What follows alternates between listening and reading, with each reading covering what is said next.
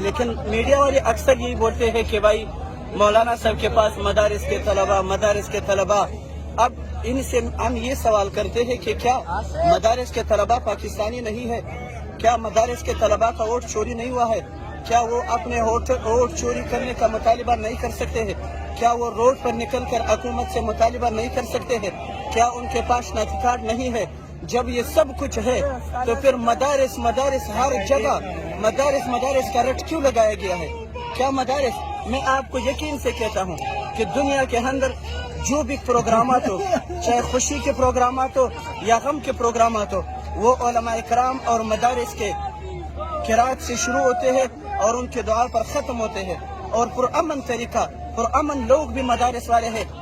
آزادی مارچ میں آپ کو دکھایا بھی گیا کہ پوری دنیا میں امن ہم نے دکھایا کہ مدارس والے پرامن لوگ ہیں، وہ کبھی بھی ملک کے اندر فساد برپا نہیں کریں گے، اور ہم حکومت سے مطالبہ بھی یہ کریں گے کہ جس طرح اسکول اور کالج والے اپنے ووٹ چوری کرنے کے لیے روڈوں پہ نکل سکتے ہیں، تو اسی طرح مدارس کے طلباء بھی پاکستانی ہیں، ان کے پاس بھی پاکستانی شناختی کارڈ ہے، تو لہٰذا اس طرح باتیں نہ کی جائے، کیونکہ جس طرح عام لوگ پاکستانی ہیں اسی طرح مدارس والے بھی پاکستانی ہیں۔ اور الحمدللہ میں یہ دعوے سے یہ بات کہتا ہوں کہ میں ان تمام سے اپنے آپ کو زیادہ تر پاکستانی ثابت کرا سکتا ہوں۔